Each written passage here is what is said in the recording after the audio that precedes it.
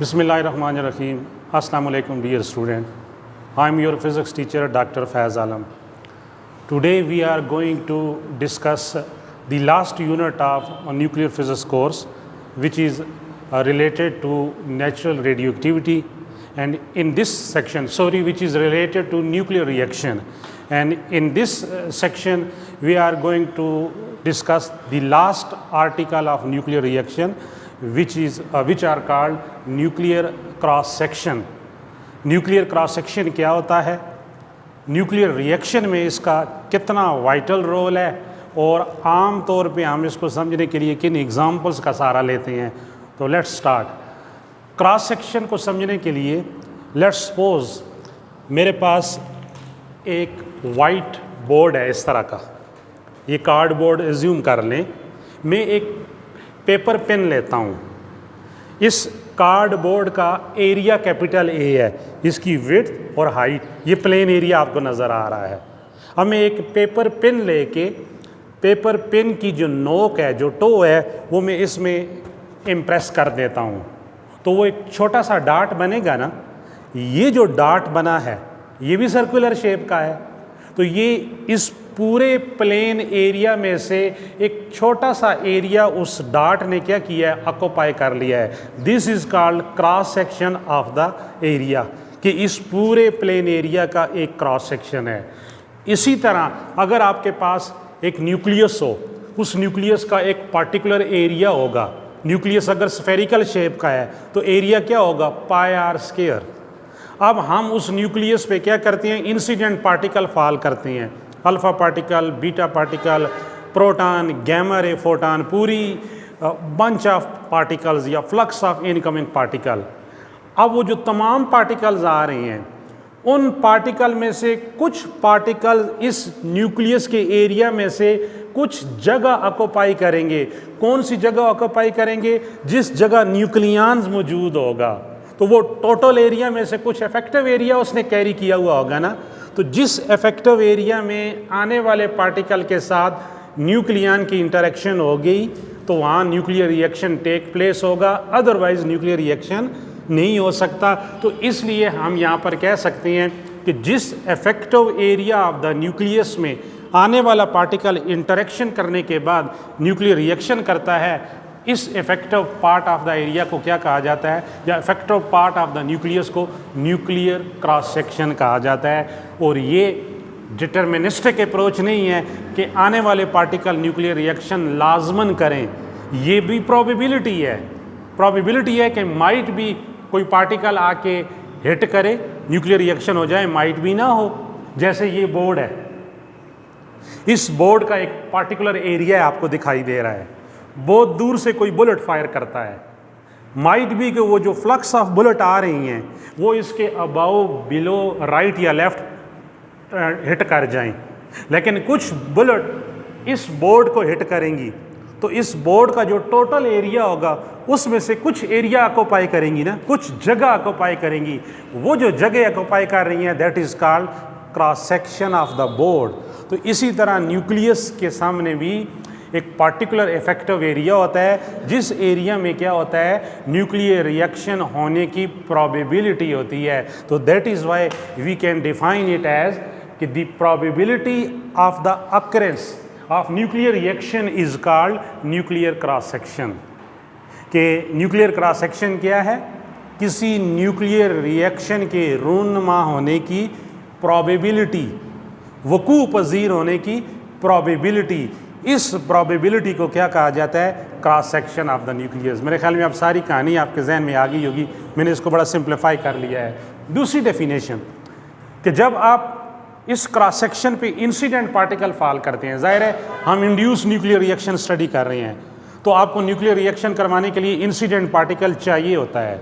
और एक पार्टिकल नहीं, आप बहुत से पार्टिकल्स फॉल करती हैं. मैंने कहा था ना, फ्लक्स ऑफ इनकमिंग पार्टिकल. अब ये जो फ्लक्स ऑफ इनकमिंग पार्टिकल है ये कैसे शूट किए जाते हैं न्यूक्लियस की तरफ, परपेंडिकुलरली, नॉर्मली. जिस तरह ये बोर्ड सामने आपको परपेंडिकुलरली नज़र आ रहा है तो पार्टिकल सीधा यूं जाके हिट करेगा तो क्या एंगल बनाएगा, परपेंडिकुलरली. तो इस कंडीशन पे कि इस बोर्ड में कम से कम इसकी यूनिट एरिया में एक पार्टिकल मौजूद होना चाहिए, और एक पार्टिकल मौजूद है तो आने वाले पार्टिकल में कम से कम एक की इंटरेक्शन होनी चाहिए। इंटरेक्शन एक दफ़ा एक ही पार्टिकल करेगा और किसी एक के साथ करेगा, ये एनकाउंटर होगा उसका, ये फील्ड इंटरेक्शन होती है। ये उस तरह का हेड ऑन कोलिजन नहीं होता जिस तरह आप लोग आम लाइफ में बिलियर्ड बॉल कोलिजन या कैरम बोर्ड का कोलिजन, गोट बॉल जो है उनका कोलिजन देखती है। तो दूसरी डेफिनेशन थोड़ी लेंथी है लेकिन ज़्यादा वाज़ेह है कि the probability that an event may occur when a single particle is shoot normally at a target consisting of one particle per unit area, कि ये एक ऐसी प्रोबेबिलिटी है कि जिसमें एक इवेंट रूनुमा होता है। Nuclear reaction is an event, ये एक इवेंट है। जिस तरह ब्लास्ट होता है मिड एयर में, बम ब्लास्ट होता है, दिस इज एन इवेंट। आप जुगनू को देखते हो, जुगनू लाइट ग्लो करता है, तो this is an event. Meteorite earth atmosphere में आता है, इट बर्न्स, इसकी काइनेटिक एनर्जी और momentum particle of the environment को ट्रांसफर हो जाता है, ये एक इवेंट है। तो collisions of two micro object, gas molecules to sub atomic particle, this is an event. तो nuclear reaction is a event, याद रख लो। तो the probability that an event may occur when a single particle is shoot normally, जब हम कम से कम एक पार्टिकल परपेंडिकुलरली फॉल करें, नॉर्मली फॉल करें, किसके ऊपर, at a target consisting of one particle per unit area, एक ऐसा टारगेट हो कि जिसकी यूनिट एरिया में कम से कम एक पार्टिकल मौजूद होना चाहिए, ये मिनिमम प्रोबेबिलिटी है। तो फिर आपका इवेंट रूनुमा हो जाएगा, और वो इवेंट क्या होगा, न्यूक्लियर रिएक्शन होगा। तो दिस इज अनदर डेफिनेशन। अब ये जो न्यूक्लियर क्रॉस सेक्शन है, यानी जो effective area of the nucleus है, यानी न्यूक्लियस का जो टोटल एरिया है, उस टोटल एरिया में से जो इफेक्टिव एरिया है, जिस इफेक्टिव एरिया में न्यूक्लियर रिएक्शन प्रोबेबिलिस्टिक अप्रोच के तहत रूनुमा होगा, ये किन फैक्टर्स पे डिपेंड करता है, ये दो मेन फैक्टर्स पे डिपेंड करता है। Kinetic energy of incident particle, कि आने वाले पार्टिकल की काइनेटिक एनर्जी क्या है। माइट भी मैंने कहा था ना कि अगर आपका चार्ज नेचर वाला पार्टिकल है, लेट्स सपोज अल्फा पार्टिकल है, और सामने टारगेट न्यूक्लियस है, तो न्यूक्लियस के ऊपर भी पॉजिटिव चार्ज है, अल्फा के ऊपर भी पॉजिटिव चार्ज है, तो अगर उसकी काइनेटिक एनर्जी कम है, वो तो पहले से ही रिपेल हो जाएगा, तो ये रिएक्शन करने की प्रोबेबिलिटी नहीं होगी। इसलिए पहली चीज़ जो है न्यूक्लियर क्रॉस सेक्शन में, इंसिडेंट पार्टिकल की काइनेटिक एनर्जी क्या है। दूसरी, नेचर ऑफ न्यूक्लियर रिएक्शन क्या है। हमने बहुत सारे न्यूक्लियर रिएक्शन स्टडी किए, elastic scattering, inelastic scattering, radioactive capturing, photodisintegration, फिर उसके अंदर हमने कहा alpha proton induced reaction, proton proton induced reaction, deuteron proton induced reaction, neutron proton induced reaction. तो nature of the nuclear reaction और आने वाले particle की काइनेटिक एनर्जी पे डिपेंड करेगा। अब क्योंकि ये एरिया है, तो एरिया का यूनिट होता है स्क्वायर सेंटीमीटर और स्क्वायर मीटर, लेकिन ये माइक्रोस्कोपिकली है, क्योंकि न्यूक्लियस जिसकी डायमेंशन एटम की डायमेंशन से 10 पावर 4 टाइम कम है, और फिर उस डायमेंशन के अंदर भी आपने हदें मुकर्रर कर दी हैं, यानी पूरे न्यूक्लियस पे पार्टिकल फॉल करें तो रिएक्शन होने के चांसेस नहीं है। कुछ पार्टिकुलर एरिया जो है ना न्यूक्लियस का इफेक्टिव एरिया, वो रिएक्शन करवाएगा। तो इसको मेजर किया जाता है कि इसका यूनिट है barn. Barn is the unit of nuclear cross section, और 1 बार्न इक्वल होता है 10 पावर -24 स्क्वायर सेंटीमीटर या 10 पावर -28 स्क्वायर मीटर। तो स्क्वायर सेंटीमीटर और स्क्वायर मीटर आपको पता है एरिया का यूनिट है। तो इस तरह ये बार्न की यूनिट में मेजर किया जाएगा। और याद रख लो कि जो न्यूक्लियस का ज्योमेट्रिकल एरिया होगा, न्यूक्लियस का ज्योमेट्रिकल एरिया क्या होगा, ज्योमेट्रिकल एरिया हम न्यूक्लियस को अगर स्फीयर मानते हैं तो पाई आर स्क्वायर, तो जो इफेक्टिव एरिया होगा वो इस ज्योमेट्रिकल एरिया से क्या हो सकता है, कम हो सकता है या इक्वल भी हो सकता है, इक्वल भी हो सकता है और कम भी हो सकता है। तो अब हम न्यूक्लियर क्रॉस सेक्शन का एक मैथमेटिकल एक्सप्रेशन कैलकुलेट करने जा रहे हैं, बहुत ही इंपॉर्टेंट डिस्कशन है। हमारे पास ये एक thin sheet of target material है, एक टारगेट मटेरियल है जिसके अंदर n नंबर ऑफ न्यूक्लियाई मौजूद हैं, यानी n न्यूक्लियाई इसके अंदर मौजूद है पर यूनिट वॉल्यूम में, और इस स्लैब की थिकनेस dx है। जिस तरह मैंने कहा ये एक स्लैब है, इसकी ये थिकनेस देखें, ये dx है, और इसका फेस एरिया ये जो आपके सामने है इसका फेस एरिया कैपिटल ए है, इसके ऊपर परपेंडिकुलरली इस डायरेक्शन में इस तरह फ्लक्स ऑफ इनकमिंग पार्टिकल्स हम फाल करती हैं, जो इसके अंदर एन न्यूक्लियाई पड़े हुए हैं। मकसद हमारा क्या है, इन न्यूक्लियाई के साथ आने वाले पार्टिकल इंटरेक्ट करे और न्यूक्लियर रिएक्शन हो। तो जो आने वाला पार्टिकल है उसकी कोई इंटेंसिटी आ रही है ना, वो आई इंटेंसिटी आप कह सकते हैं। तो जब इस थिकनेस में से पास करेगा तो इंटेंसिटी क्या हो जाएगी, रिड्यूस्ड हो जाएगी। एक पॉइंट। दूसरा, आने वाले पार्टिकल का अगर फ्लक्स है, इनकमिंग फ्लक्स, जब इसमें से इंटरेक्ट करेगा तो आफ्टर इंटरेक्शन फ्लक्स में क्या आएगी, रिडक्शन आएगी। ये कुछ बातें थ्योरेटिकली पहले जहन में रखो, मैथमेटिक्स इसकी तर्जमानी करेगा। मैथमेटिकली हम देखेंगे कि इंटेंसिटी में रिडक्शन कैसे आ रही है, फ्लक्स में रिडक्शन कैसे आ रही है, दो मेन बातें जो है। और दूसरा, जब न्यूक्लियर रिएक्शन होगा तो जो न्यूक्लियाई हैं, जो न्यूक्लियंस हैं न्यूक्लियाई के अंदर, मैंने कल भी कहा था कि न्यूक्लियर रिएक्शन में क्या होता है, न्यूक्लियंस इमिट होकर बाहर आ जाती हैं, तो रिडक्शन इन न्यूक्लियाई होगी ना। D N N original number of nuclei हैं यूनिट वॉल्यूम में, तो डी एन क्या हो जाएंगे, रिमूव हो जाएंगे या रिडक्शन हो जाएगी, तो नेगेटिव साइन भी आएगा। तो ये चीज़ ध्यान में रखनी है। ये स्लैब ले ले टारगेट मटेरियल की जिसके अंदर एन न्यूक्लियाई हैं। तो let us consider thin sheet of target material, number of nuclei पर unit volume contain by the target, यानी इसके यूनिट वॉल्यूम में जो टोटल नंबर ऑफ न्यूक्लियाई हैं वो स्मॉल एन है, तो जो देनी है स्मॉल एन यूनिट वॉल्यूम में। The volume of the slab, volume of the slab क्या होगा, एरिया मल्टीप्लाई बाय थिकनेस। जिस तरह ये एरिया है, इस एरिया को थिकनेस से मल्टीप्लाई कर दें तो इस स्लैब का क्या आ जाएगा, वॉल्यूम। यूनिट वॉल्यूम में एन न्यूक्लियाई हैं तो इस पूरे वॉल्यूम में कितने हो जाएंगे, यूनिट वॉल्यूम वाले रिजल्ट जो है एन, इसको टोटल वॉल्यूम से मल्टीप्लाई कर दो, तो N number of nuclei present per unit volume small N, volume क्या आ गया, area multiply by thickness D X. So total number of nuclei in the slab क्या हो जाएगा, N into volume of the slab, A into D X, equation 2। ठीक हो गई बात। अब इस स्लैब के अंदर न्यूक्लियाई हैं, हर न्यूक्लियाई का एक क्रॉस सेक्शन होगा, मैंने कहा ना एक इफेक्टिव एरिया होगा जिसमें न्यूक्लियर रिएक्शन होगी। तो इफ आगे कहते हैं each nucleus has a cross section of sigma, cross section को सिग्मा से रिप्रेजेंट करती हैं, यानी न्यूक्लियर क्रॉस सेक्शन को सिंबॉलिकली रिप्रेजेंट किया जाता है सिग्मा से। तो अगर हर न्यूक्लियाई का क्रॉस सेक्शन सिग्मा है, total aggregate cross section of all the nuclei present in the slab, तो पूरी स्लैब में जो टोटल एग्रीगेट होगा वो क्या हो जाएगा, ये जो एन ए डी एक्स है इसके साथ क्रॉस सेक्शन मल्टीप्लाई हो जाएगा, तो ये टोटल एग्रीगेट आ गया। जिस तरह आप अपने मार्क्स का एग्रीगेट निकालते हो, टोटल एग्रीगेट कि न्यूक्लियर फिजिक्स के बाद जीपीए ये है, क्लासिकल मैकेनिक्स का ये है, मैथमेटिकल मेथड का ये है, और नेट एग्रीगेट क्या है। तो यहाँ पर नेट एग्रीगेट क्या आ गया, number of nuclei unit volume, फिर टोटल वॉल्यूम, और साथ हर न्यूक्लियाई का जो क्रॉस सेक्शन है ये मल्टीप्लाई, इक्वेशन नंबर 3। अब आगे बड़ी इंपॉर्टेंट पॉइंट है इसके अंदर, let capital N be the number of incident particle in a bombarding beam. तो ये जो बीम हम इसके ऊपर फॉल कर रहे हैं इंसिडेंट पार्टिकल का, ये तादाद में कितनी है, कैपिटल एन है। यानी ये जो फौज आ रही है इसकी तादाद 1000 पार्टिकल है तो कैपिटल एन 1000 होगा, 5000 है तो कैपिटल एन 5000 हो जाएगा, 10,000 है तो कैपिटल एन 10,000 होगा। लेकिन याद रख लो ये पूरी जो फौज आ रही है तो फौज में से कुछ शहीद होती हैं और कुछ गाजी बन जाती हैं। पॉइंट को समझिए, ये बड़ा इंटरेस्टिंग पहलू है। तो आने वाले पार्टिकल सारे के सारे न्यूक्लियर रिएक्शन नहीं करवा सकेंगे, कुछ बीज में से पास आउट कर जाएंगे और कुछ डीएन न्यूक्लियाई को के साथ रिएक्ट करेंगे, इंटरेक्ट करेंगे, न्यूक्लियर रिएक्शन हो जाएगा। तो पॉइंट को समझे, let dN be the number of particle that interact with nuclei in the slab.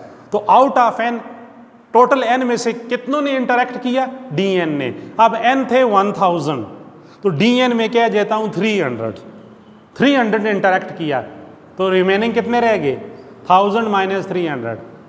ठीक है, रिमेनिंग रह जाएंगे ना, इट मीन वो अनइफेक्टिव है, उन्होंने न्यूक्लियर रिएक्शन नहीं किया। तो let D N number of particle that interact with nuclei. अब इनकी रेशो निकालें, D N divided by N, number of nuclei that interact out of total number of nuclei. तो हमेशा total number of nuclei denominator में होता है। जिस तरह क्लास का रिजल्ट होता है तो टोटल नंबर ऑफ स्टूडेंट क्या होती हैं, डिवीजन में आ जाती हैं। आप अपनी परसेंटेज निकालते हो तो टोटल मार्क्स भी क्या आती हैं, डिवीजन में। तो total number of particle division में आ गए, और जो पार्टिकल इंटरेक्ट कर रहे हैं न्यूमरेटर में, तो ये एक परसेंटेज आएगी ना। अब इसको थ्योरेटिकली कहता है number of interacting particles dn divided by total number of particles. तो जो इंटरेक्टिंग पार्टिकल्स है ये क्या करेंगे, एग्रीगेट क्रॉस सेक्शन, ये एग्रीगेट क्रॉस सेक्शन बनाएंगे ना। और जो टोटल पार्टिकल्स हैं उनके लिए एरिया कितना है, टोटल फेस एरिया, क्योंकि टोटल नंबर ऑफ पार्टिकल आपने पूरे एरिया पे फाल किए थे ना। जिस तरह ये बोर्ड है, बोर्ड का एरिया ए है, तो इसके ऊपर मैं 1000 पार्टिकल शूट करता हूँ, उसमें से एग्रीगेट कितना है वो ऊपर आ जाएगा और टोटल फेस एरिया नीचे। तो बड़ी ज़बरदस्त टर्म बनती है dn/n। अब ऊपर हमने कहा है कि एग्रीगेट क्रॉस सेक्शन क्या है, NADX इंटू सिग्मा, तो ये आ जाएगा NADX सिग्मा।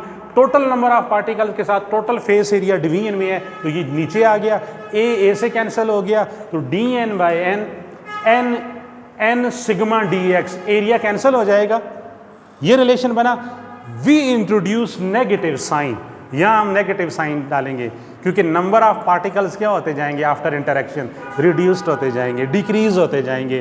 तो नेगेटिव साइन आ गया। ये मैंने लिखा है particle are remove from the slab, क्योंकि स्लैब में से पार्टिकल रिमूव होते जा रहे हैं। अब इसको सिंपल मैथमेटिक्स तरीके से इसका इंटीग्रल लेना है। ये आप जानते हैं कि dn/n, इसको इंटीग्रेट करें और राइट साइड को भी इंटीग्रेट करें। तो जब आप इंटीग्रल लेंगे तो डेफिनेट इंटीग्रल dn/n और माइनस n सिग्मा, ये कांस्टेंट क्वांटिटी है, dx थिकनेस वेरी कर रही है ना। तो जब पार्टिकल स्लैब में एंटर नहीं हुआ था तो थिकनेस क्या थी, 0। तो कितना डिस्टेंस उसने स्लैब के अंदर पेनिट्रेशन की, जितनी स्लैब की थिकनेस थी। तो dx थिकनेस, तो टोटल डिस्टेंस क्या हो जाएगा, x हो। तो 0 से लेके x तक ये डिफाइन होगा। और जब 0 था, यानी जब थिकनेस 0 थी, तो 0 थिकनेस कब थी, जब स्लैब में एंटर नहीं हुआ, उस वक्त आने वाले पार्टिकल की तादाद ले लें n0 थी। और थिकनेस में एंटर होने के बाद पार्टिकल की तादाद क्या रहेगी, n रहेगी, आउट ऑफ n0। तो n0 be the original number of particle. जिस तरह आप लोग रेडियो एक्टिव एक्सपोनेंशियल लॉ में नहीं कहते हाफ लाइफ में n0 ओरिजिनल है, और कुछ टाइम के बाद जो नंबर ऑफ एटम डिके हो जाते हैं n आ जाता है। तो इसको सॉल्व करें तो ये नीचे n है, ऊपर डिफरेंशियल है, natural log of n, n0 up to n minus n sigma x 0 to x, upper limit natural log of n minus natural log of n0 minus n sigma, तो x के लिए x ही आएगा। अब आप जानते हैं कि log a minus log b, log a over b, ये log की एक प्रॉपर्टी है। तो natural log n over n0, a इसमें n है, b इसमें n0 है, और right side minus n sigma x। अब इस नेचुरल लॉग को ख़त्म करना है तो दोनों तरफ एंटी लॉग ले ले, taking anti log on both side, तो ये ख़त्म होगा n divided by n0, right side पे एक्सपोनेंशियल, एंटी लॉग की वजह से exponential minus n sigma x। तो n0 को दूसरी तरफ ले जाएं तो n equal to n0 exponential minus n sigma x। ये कोई जाना पहचाना रिलेशन नहीं आ गया। जैसा रेडियो एक्टिव एक्सपोनेंशियल लॉ है, n equal to n0 exponential minus lambda t। जिस तरह डिस्चार्जिंग ऑफ कैपेसिटर है, उसमें भी Q equal to Q0 exponential minus RT over C, time constant RC over T वो आता है। इसी तरह करंट डिक्रीज होती है। इसी तरह Yukawa potential inside the nucleus in Masonic field, ये भी मैंने प्रीवियस कुछ दिन पहले आपको बताया था। तो यहाँ पर भी क्या पता चला, अभी मैंने स्टार्ट जब लिया था कि जब न्यूक्लियर रिएक्शन होगा, इंटरेक्टिंग पार्टिकल्स इंटरेक्ट करेंगे तो पार्टिकल की तादाद कम होगी। तो कैसे कम होगी, रिडक्शन कैसे आएगी, एक्सपोनेंशियली डिक्रीज होंगे। तो ये उस मेरी थ्योरेटिकल बात को मैथमेटिक्स ने क्या किया, इसको वेरीफाई कर लिया। अब न्यूक्लियर क्रॉस सेक्शन का relation in terms of flux of incoming particle, एक उस तरह में इंटेंसिटी के साथ सेम रिलेशन आएगा। इसमें हम ऐसा करते हैं कि ये जो पार्टिकल आ रहे हैं इनकी इंटेंसिटी है I, जब थिकनेस dx में एंटर होंगे तो इंटेंसिटी रिड्यूस होकर di हो जाएगी। di क्या चीज़ है, रिडक्शन इन इंटेंसिटी। तो फ्रैक्शनल इफेक्टिव एरिया F जो है वो किसके इक्वल होगा, माइनस वही रेशो। जिस तरह देखें इधर क्या कहा था, number of interacting particle dn, out of original क्या है n। अब n के साथ original number of particle n है, उनकी इंटेंसिटी क्या है, I। तो dn जो इंटरेक्टिंग पार्टिकल है, इनकी वजह से जो इंटेंसिटी में रिड्यूस्ड हुई है वो क्या आ गई, di। तो ये सिमिलर बन रहा है या नहीं बन रहा, ये रेशो। तो माइनस di/i, तो क्योंकि di/i dn/n की इक्वल है, और dn/n का रिजल्ट क्या आता है, माइनस n सिग्मा dx, ये आता है ना। तो ये माइनस di/i, n माइनस 2 दफ़ा नहीं लोगे, इधर ले रही हो तो फिर यहाँ लेने की जरूरत नहीं है, n सिग्मा dx। ये जो इस रेशो से हमने निकाला है, number of interacting particle divided by total number of particle, aggregate cross section divided by total face area, तो ये रिजल्ट इसके इक्वल आ जाएगा। अब इसको दोबारा सॉल्व करें, di/i डेफिनेट इंटीग्रल कहाँ से कहाँ तक, i0 से i तक, माइनस n सिग्मा dx 0 से x तक, फिर natural log of i0 to i, क्योंकि ये इसका नेचुरल लॉग आ रहा है, माइनस n सिग्मा, तो dx का इंटीग्रल x आ गया। फिर इसके ऊपर लॉग की प्रॉपर्टी यूज करें, log i minus log i0, upper limit minus lower limit, right side minus n sigma x, फिर log a minus log b, तो log a divided by b, तो log i over i0 minus n sigma x, दोनों तरफ anti log लें, तो i over i0 exponential minus n sigma x, तो i क्या आ जाएगा, i0 exponential minus n sigma x। तो इट मीन अगर इनकमिंग पार्टिकल्स जिनकी इंटेंसिटी i हो, थिकनेस dx के साथ इंटरेक्ट करे, उस स्लैब में से गुजरे, तो आने वाले पार्टिकल की इंटेंसिटी एक्सपोनेंशियली डिक्रीज होती है। ये भी एक्सपेरिमेंटल प्रूवन बात है जो यहाँ पर प्रूव हो गई है।